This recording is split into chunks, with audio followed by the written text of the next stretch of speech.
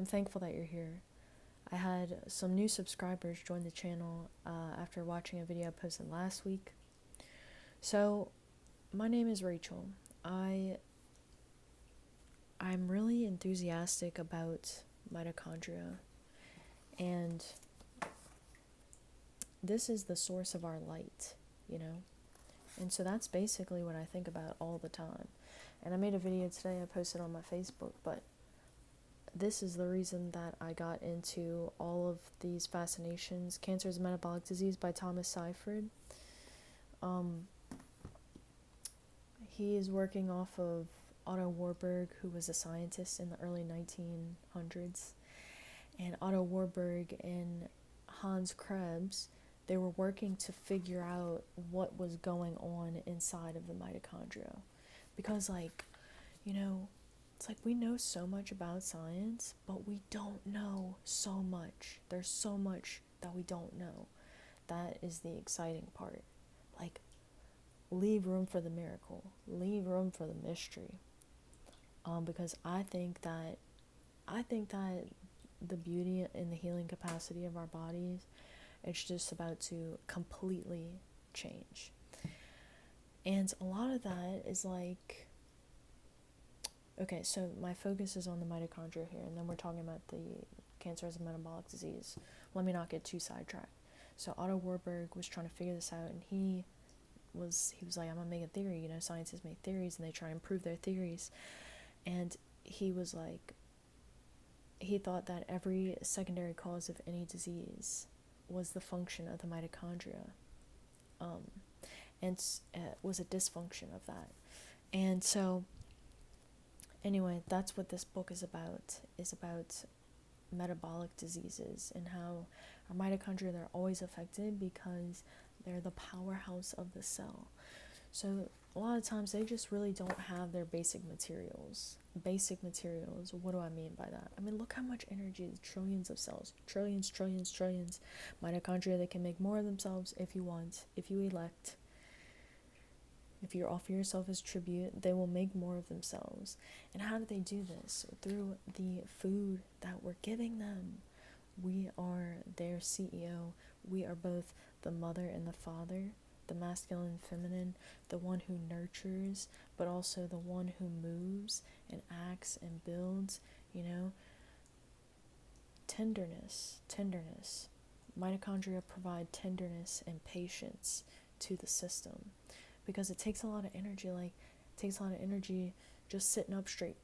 There's tons of muscles, and that's why I named it Red Meat Rage, because going back to what do the mitochondria exactly need, they need amino and fatty acids. So the muscle is amino and fatty acids that we store in the body. It's so beautiful, but look at all of these muscles just to hold one up in posture.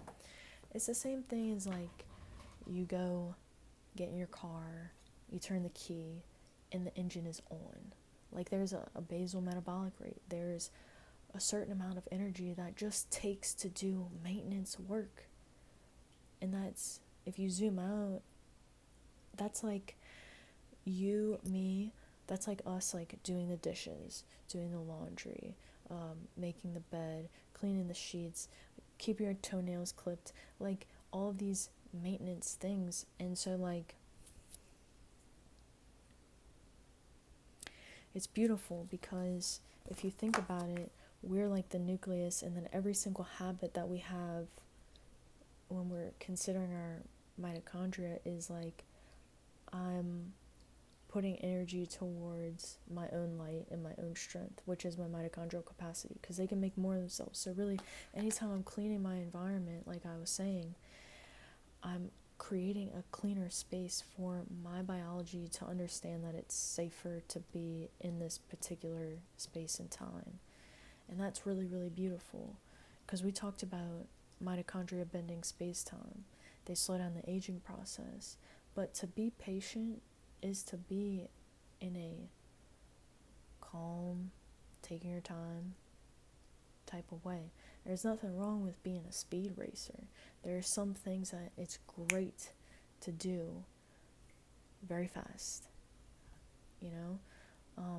But just like the parasympathetic nervous system in the sleep stages per night, we go long parasympathetic and then short sympathetic, long parasympathetic, short sympathetic. A lot of our sleep stages and cycles are messed up right now. But when our cortisol is in balance, melatonin is in balance with that, the autonomic nervous system can do its job. So we just talked about melatonin. Melatonin, mitochondria make melatonin. Russell Ryder, researcher, Russell Ryder, he talks all about melatonin and how it's like, where does the melatonin come from? It comes from animal-based proteins, like tryptophan specifically, the amino acids. So that's what we need, the amino and the fatty acids. I just say the same thing over and over in all of these videos because it is so simple. But like, this is, the amino acids is so easy to understand. That's what the body's made of, the building blocks of all the proteins, all the enzymes, all the hormones and neurotransmitters, all the collagen, all the things, is bunch of, I think of the amino acids like the alphabet. It's just like I'm taking a bunch of letters and I'm gonna make a bunch of words, and then I can make a bunch of sentences, and then I can make paragraphs, and then I can make a whole story.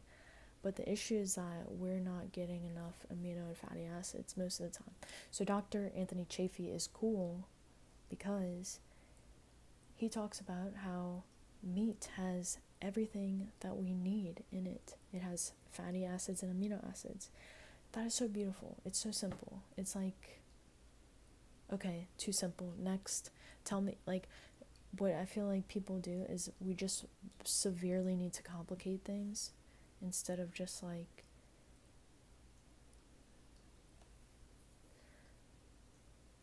having a simple answer. But so what I was thinking as I just paused there was that it's cool to understand and learn things, and then there's a lot of opinions out there. Like, I'm not satisfied with just understanding that, like, I turn on my light switch and then that's it. Like, I want to know a bit more about what's going on here, and I understand that with the science, and it's such a beautiful time, like I said, because it just feels like we are really coming into deeper understanding of our biology and these healing pathways. And sometimes I have felt like we're not in a good time, in a good space with our health. Like, that's why I think a lot about this book, because a lot of people are struggling, like people my age are struggling, and usually a lot of these things we're struggling with, we wouldn't have got them like years ago. We would not have got them until later in age, and now things are happening earlier. So that's what's going on with the mitochondria, and how are they aging, how are they being communicated with. And it's so beautiful. Strength training is really important. Resistance training, picking up weights, is so important, because okay, like, here's the ground, and then here's you and me, and when we have more mass, they say mass repels mass. So as you're like, walking on the ground, you're close to the ground, and you are repelling it more by having more density and matter, because this is based on Einstein's theory, but he said space-time bends in the presence of matter and energy. Okay, he said that. So when you go and you look at what is matter and energy and density within the cell, it's our mitochondria, it's our lighthouses. I came to study this because I was trying to figure out how can I put more muscle mass on my body. I wanted to lose weight too. Like, I wanted to be strong, I wanted to gain muscle and lose weight, and I came into all of this, and it's just something that I feel really, really passionate about. But it's not there's all these modalities. Like, that's why I say strength training is really important and critical with whatever diet you choose to have. Like, it doesn't even matter what diet. Like, strength training is a necessary must. It is the masculine within us. It is the structure, and it's the structure and the stability of the body to hold the emotional body that we have. And that's very apparent. I think that, that's another reason why I got into this, because I was taking an anti-anxiety medication. I realized, it's like my spiritual health, the way that I feel, the way that I know myself, remember myself, the hippocampus, is involved with anxiety and depression, linked in with the cerebellum controlling posture. All this stuff. I was taking the anxiety medication, and then I'm brought back to protein and meat and tryptophan. Tryptophan breaks down into serotonin, it breaks down into melatonin. All this is so connected. And yeah, I just have a big heart for all of this. Like, I have, honestly, I do a lot of, like, crying for the amount of confusion that we have right now. It's like I'm going through this grieving process, but at the same time, what I've been feeling more lately is that this is a really, really beautiful time, and that is why I must come to share my excitement with you, because maybe you haven't been feeling like it's a beautiful time, and it would be easy to feel that way, but we are so beautiful, like, and beautiful, intelligent, capable of so much, and we greatly underestimate the amount of amino and fatty acids that we need in our diet. We have other things. What's coming to me, and I think about this a lot, is that the Bible, I'm not religious when I say this, the Bible says to eat a certain way, and a lot of people think that we should abide by the Bible. One thing that gets me is that the Bible doesn't talk about Bluetooth and Wi-Fi. This has a huge effect on our spirits. This has a huge effect on our biology. This is math and science, that this is part of our environment, how we interact with our phones and everything. Phones, food, every relationship.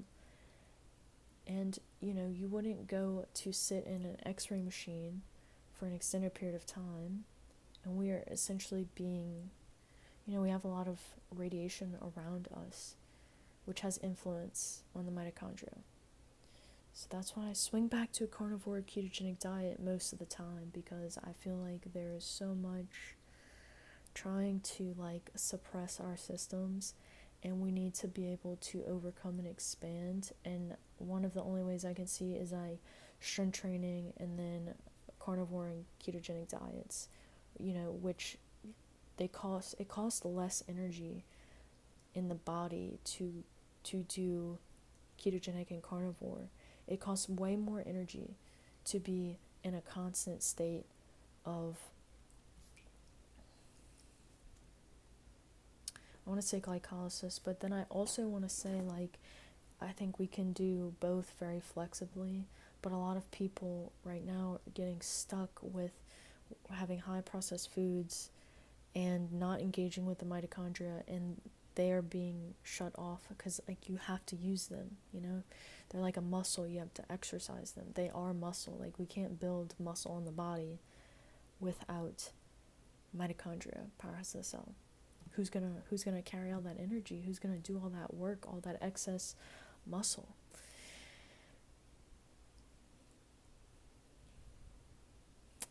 But that's what I think about a lot of the time. And, I think about plants a lot. I have a lot of plants around me. Like, photosynthesis is, plants do the process of photosynthesis, and we have a similar process. We just call it cellular respiration, and that's what Otto Warburg was studying, is the process of cellular respiration, spirit, how spirit flows through all of us. And I say it again, I'm not religious, but the Holy Spirit is the spirit that goes through all of these cells. It connects all of these cells and provides so much energy.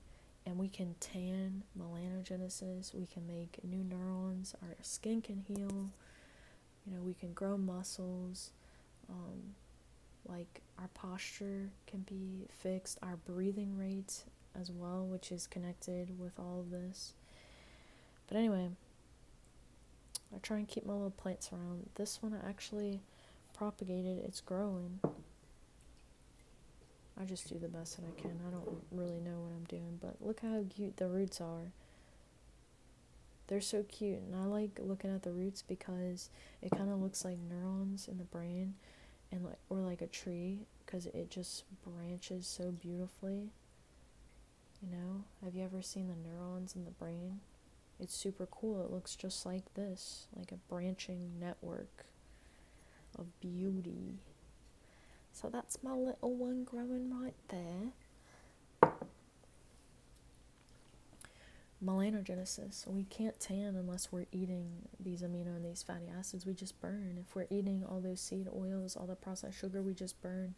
I know this because it happened to me, and then I started to eat more protein, and it's like you can go in the sun and like you're more protected because your body's making melanin. You can use the energy from the sun to help move these metabolic processes through.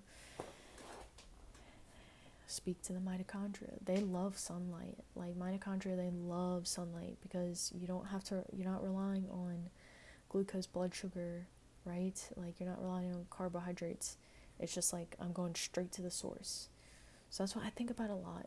I grew up Catholic. That's why I keep bringing this up. But look, I feel like, I've been thinking about it all week, I feel like if your church does not ever speak to you about sunlight, I haven't been in church in years, if they don't mention anything about sunlight, I would start asking questions, because the light is where we commune in our body. It is the communion of physical and spiritual energy through the mitochondria, through the communication of the mitochondria. And it's cleansing, like take care of your vessel, of your temple, and just start asking questions. Just start asking questions. One time, I'm going to tell you the story and then we're going to go.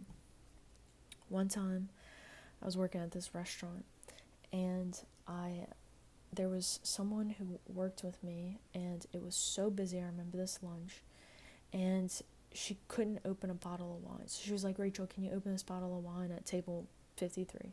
I'm like, okay, I'm so busy. I'm in the weeds. Anyway, I'm going to open this bottle of wine. I walk up to the table, and there's a priest sitting there. He's a priest, and then he had some lady was with him. And I do the best that I can open a bottle of wine. I can open a bottle of wine. But while you're doing it, sometimes it's like I just have to start talking to them, because I don't want it to be like them just like awkwardly staring at me. So I was talking to the priest. I was like, oh, what parish do you priest for? And he's like, oh, this little church over here. And I was like, no way, that's the church that like I grew up going to. And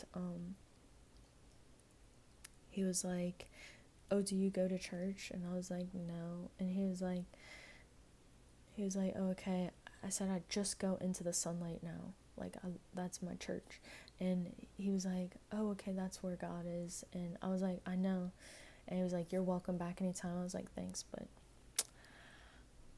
I'm not meant to be inside.